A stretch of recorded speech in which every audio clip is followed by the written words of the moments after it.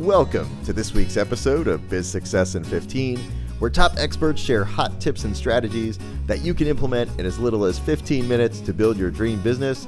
And now here's your host, the Visibility Whiz, Cindy J. Hi, I'm Cindy J, the Visibility Whiz, and welcome to this episode of Biz Success in 15, where experts share hot tips and strategies that you can implement in 15 minutes or less to build your business. Today, our guest is Holly Tack, and she is the head unicorn, messaging strategist, and copy queen at hollytack.com. Her belief is that you must speak your message in a way that your clients can hear in order to make your next level of income. She specializes in helping coaches scale to their next income levels through the power of their words. Welcome, Holly. It's a pleasure to have you. Hi, Cindy. Thank you. I'm glad to be here. Yes, so excited to talk to you. And I know being the copy queen that you are and the head unicorn, that's really important. Yeah. To begin with, can you share a personal or business challenge that you had to overcome in order to achieve your level of success? I would say it would be learning about endurance and really continuing to, I was able to generate 6 figures of revenue in my first full year of business. And it was just, there's total roller coaster with entrepreneurship, and there's highs and lows. And I find that the longer you can stay in the game and not take those lows personally, especially, then you can keep going. So that's been my biggest learning. Yeah. So what tips do you have for whenever people get into the lows? How did you stay on the road, the endurance road? So whenever you would get low, how would you pick yourself back up? I would definitely recommend having a support network and actually curating one really intentionally, because I can always go to my mom, but it's not quite the same as going to like my mastermind colleague or something like that in terms of what support they'll give me, or somebody who's been through some of the same personal development trainings that I've been through, which my mom hasn't been through. So it's like curating the right kind of support. It could be through a paid program or not. But there's just people where that they'll like listen, but then also hold you high and remind you that, you're worthy. You're worthy without, regardless of what's happening outside or whatever you need to hear. But having that like little pod of people that you can go to would be my recommendation.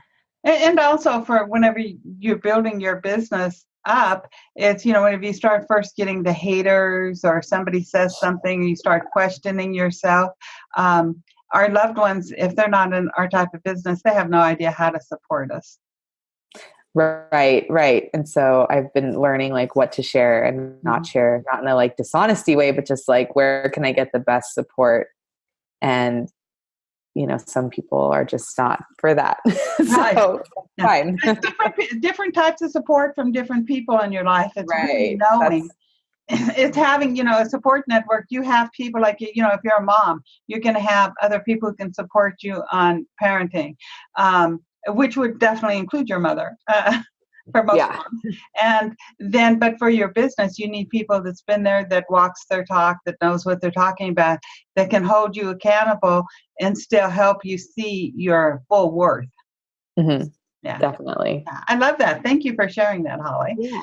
And next, on your homepage, you have stand out like the Dion Lisa Frank character that she is by getting crystal clear on your message. So can you elaborate on this? Yeah. So one of the key things that I make sure I do with every client I have, whether they're a new entrepreneur or a more established entrepreneur, is really getting clear on what their message is. And I find that that's like one of the main keys to success with copywriting, is knowing what your message is, whether you're writing yourself or you're delegating it to somebody else. So that helps. Yeah. That helps you stand out by really like, when you know your message, part of knowing your message is just maybe, again, like knowing your message. A big part of it is like, how do you communicate it in a way that will land, that the person that you want to attract can hear? Because what I find that's a big mistake that many people make, regardless of their level of business, is that they're just doing things that aren't being said in a way that the person they want to attract can hear. So either they're using like advanced jargon that that person doesn't know about, the elevator speech.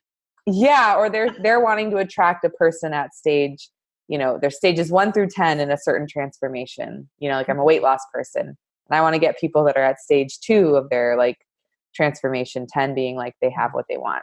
Right. But all my marketing is talking to them like they're an 8, like they're almost there, and because it doesn't land. So that's Exactly how you can stand out, because there's so many like options for us now, and so many places that we can see advertising and things like that on Facebook, that you stand out if the person on the other end is like, oh my God, this person understands what I'm actually going through. This person's real, they're being vulnerable, and I can relate to it. That's what's going to make you stand out. And that's knowing your message. And I think the message, so many people are unclear of even how to create their message or what it is, but it definitely goes with knowing the ideal client, I think, first. Like when I started coaching, I was a divorce coach, and I was just catering to anybody that was contemplating divorce, going through divorce, or already divorced. And what I wound up doing was really like even creating 3 different opt-in gifts and just everything. It was like 3 different businesses, because somebody contemplating divorce is in a different place than somebody going through a divorce, which is in a different place of somebody that's already divorced. Yeah. And each of them are speaking their own language. So because I started it that way, but if I were to start again today, I would have concentrated on one of those 3 core clients. Right, exactly. That way, and that also helps you make your efforts more potent. Right. Yeah. So can even within, just for fun, if you were trying to help somebody get crystal clear on their message, what are some of the questions you would ask them? So one, I think the way I teach it, there's 2 elements to a message. So there is your outcome and the opinion that you have on what it takes to get there. So outcome and opinion. So outcome is what is the result you're helping somebody get. And this is where you get to connect with your ideal client, like you were just saying, Cindy, and like, what is that result? And like in the example you just shared, those 3 categories would have like different results they might be wanting. And the key here is also like the way that they are saying what do they want right now, and like, so in the weight loss example, this one's just for me, like a simpler one to say. But it's like, if you're teaching people how to like love their body, and then that's like the way that you do your weight loss work, are they actually saying like, I want to learn how to love my body? Or are they just saying like, I want to fit in a swimsuit in 2 months, Yeah. And so it's like, what outcome are you helping them with? And it's not like and don't say it the way that you want it for them. Say it the way that they actually say it and conceptualize it themselves. Even with weight loss, there's so many different ways. It's like, I want to feel more energetic. Yeah. I want to feel healthier. I want to compete in a competition, like a weight, body competition. So, yeah, exactly. Yeah. There's just so many different avenues that you can go there. And so I totally agree with you. It's getting so clear on your message. And it's something that I teach my clients.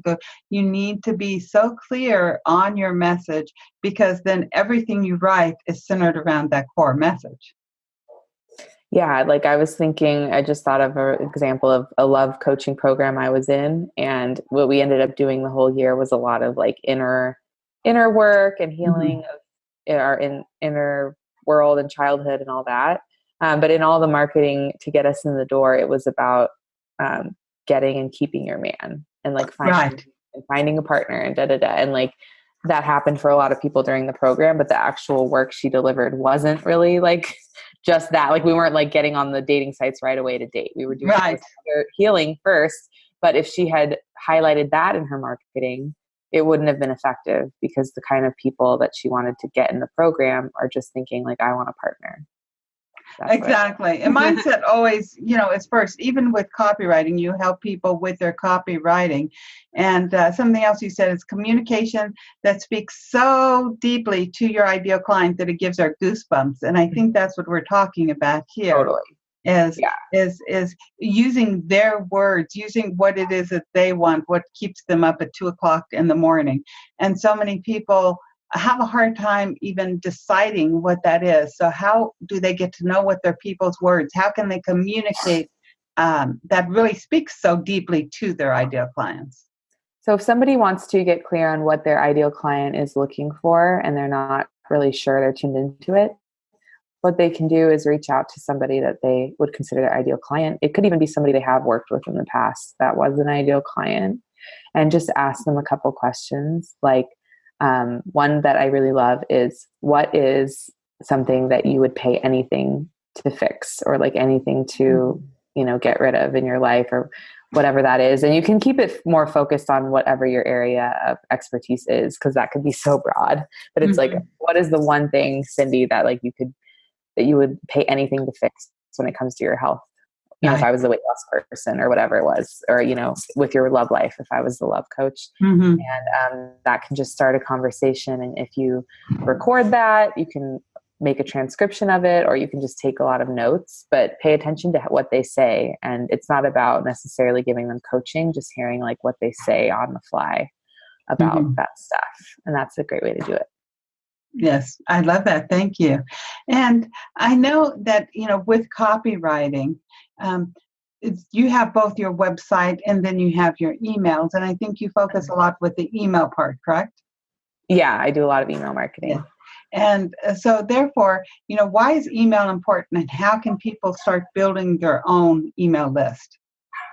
So email is important because it's still something that you can have ownership of in terms of what people like see and don't see, versus, posting on social media. You don't really have control unless you're paying for ads or whatever to make it be seen by certain people. And so with email, there's still, with the amount of percentage of people, when you send something out, they can actually see it, is like the most beneficial. And the way you can get people on your list is to having them opt in. And that's one thing I help my clients with a lot, is what is the thing that people will want. Again, we've talking about all these same principles we've already covered, of like, what is something that they would want right now for their problem? Not like what you want them to have, but what do they actually want? And making something for them to grab. And one of the most important things with that is a missed opportunity that for a lot of people newer in business, or even more established. But it's like, you can get the freebie and then there's no other emails that come after to kind of like ramp the person into your world. Maybe they just get put on your main email list. So they're just getting the normal like newsletter and other main emails that you send, and right away after they got the gift, versus being introduced to who you are and what you're about. And so that's something I also help people develop, is that sequence of emails. And so with the sequence of emails, how should they do the sequence? Like you said, sharing them what you're about. What's like a little formula that you can use for this sequence? So the first email, you want to deliver the free item that you're offering. The second email, I like to remind them to consume or look at that freebie and what value it is. In the third email, you can talk about who you are and what you, like maybe your story. It could even be something you already have on your about page. You want to focus on the parts of your story that are relevant to them, the most relevant. So it doesn't need to be like your whole autobiography. And then the fourth email, you can share a client story of transformation that you've helped somebody get, and invite them to book a call with you if they want the same thing. And then the fifth email can be directly letting them know that, you offer XYZ programs, and if they're interested, and these are the benefits they can get. And here is a link to book a call, or a link to buy if it's just something you'd sell off the bat, or whatever that looks like. So that's basic layout. Yeah, thank you for sharing that. Yeah. I know that's something, and it's really even hard to Google, is like how to do the nurturing sequence or the emails, because whenever I Google this, and you just don't get this. You get a lot of other stuff, what I found whenever I was Googling it was a lot of business follow-ups versus a nurturing sequence, which was sort of odd. So sometimes when you Google something, you're getting something completely different than what you're looking for. And so I know there's a lot of people out there that need to know, want to know how to do a nurturing sequence, because that builds the know, like, and trust factor right there, the nurturing sequence. Yeah, because you can just put them, like one facet I always come back to is like put yourself in their shoes. Mm-hmm. Maybe they just saw a freebie and they got it and they didn't hear anything about you until that moment. And it's like, you wouldn't want them to just not know anything about you. They're probably going to unsubscribe really quick if they don't know anything about you. Exactly. So that's what we want to create. How many emails should somebody send after the nurturing sequence? How often should they be in touch with their list? And what type of emails should they be sending? As a copy queen, what copy advice do you have for us? So what I like to do is I like to really look at things more holistically than like say like a certain formula of this many a week and that's that. So it kind of depends on like what are your actual goals right now.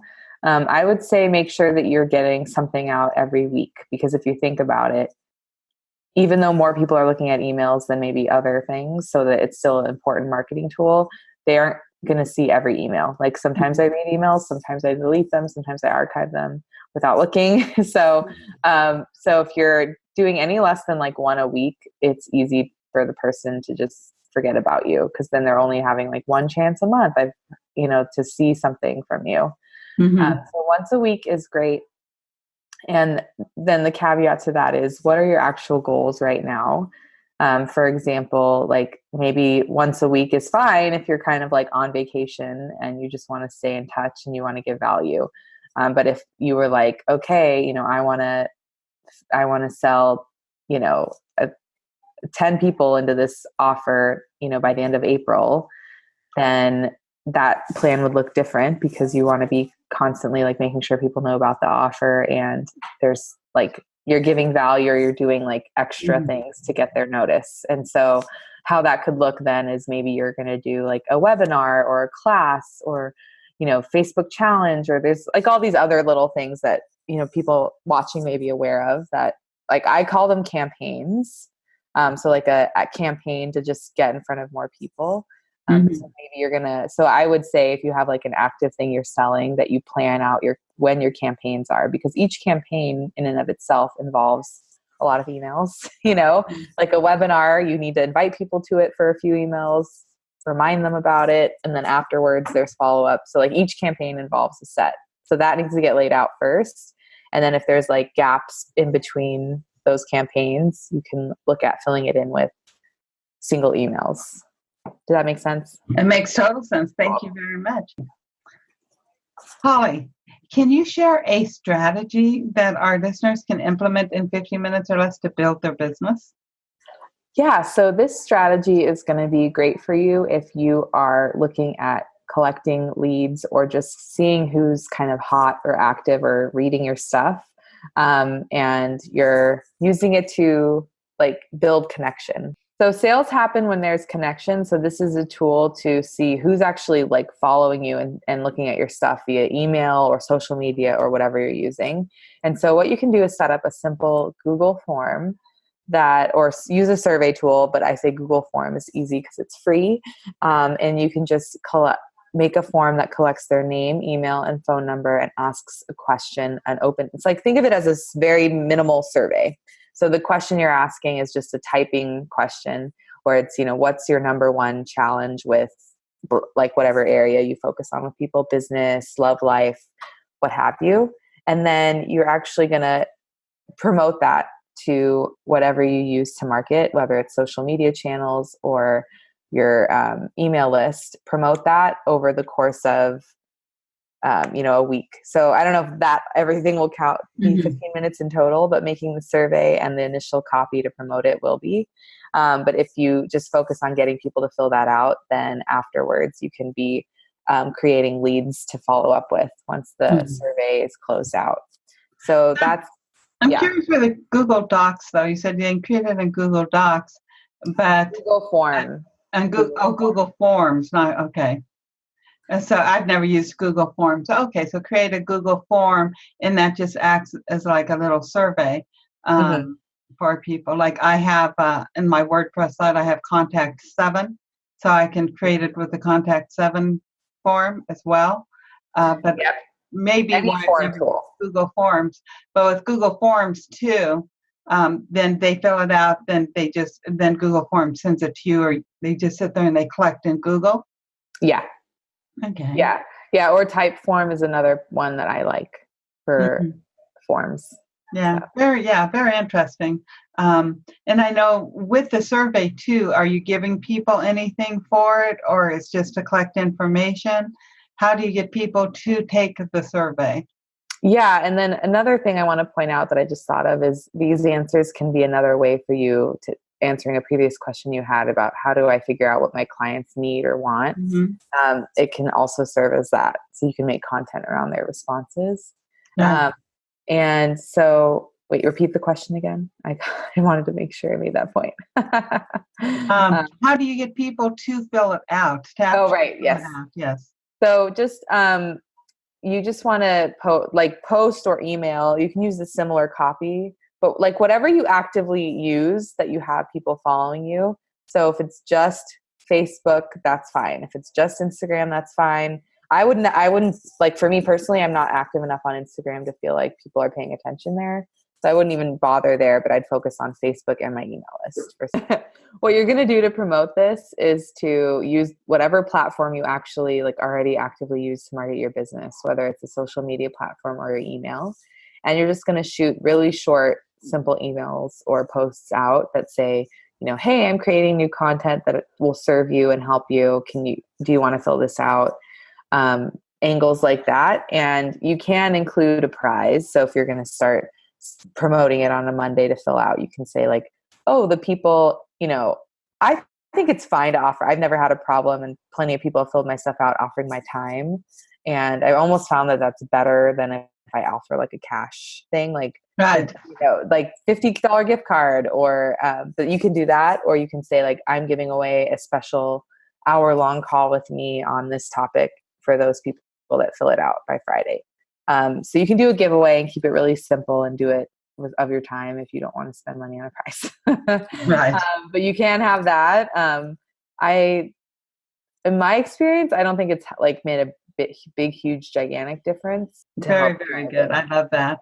Yeah. And Holly, I know that you have a wonderful gift for our audience. Can you share what it is? Yeah, it's a millionaire message bundle, and I included all of my favorite gifts or like little guides and things I've made. There's one about how to get clear on your message. There's one worksheet about, or not even a worksheet, but a guide about what to put on your website. There's one about a simple opt-in funnel, which is something we talked about. And so there's just a bunch of little guides bundled together in that. So wonderful gift. Yeah, all the little guides to implement what we've been talking about. Yeah. And these are really helpful. So definitely grab it.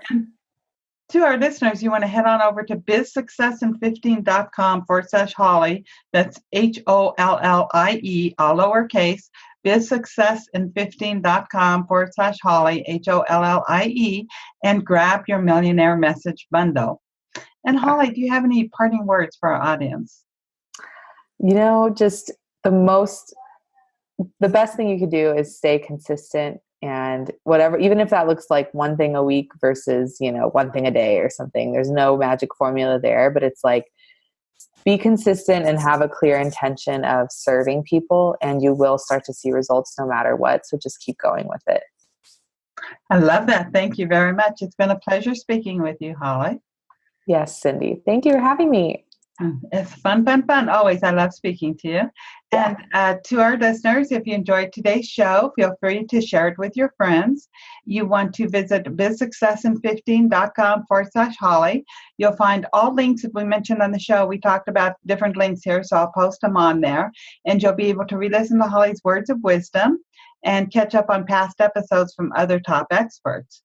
And while you're there, be sure to grab your millionaire messaging bundle and start implementing what you've learned today from Holly, because this is your guides to creating your own 6-figure business plus. So I hope you have a great week. Big hugs Bye. And be sure to tune in next week for another episode of Biz Success in 15. Bye-bye. You've been listening to Biz Success in 15. For all links mentioned in today's show and to watch or listen to previous episodes, visit bizsuccessin15.com. Thanks so much for listening, and be sure to tune in next week for another amazing guest.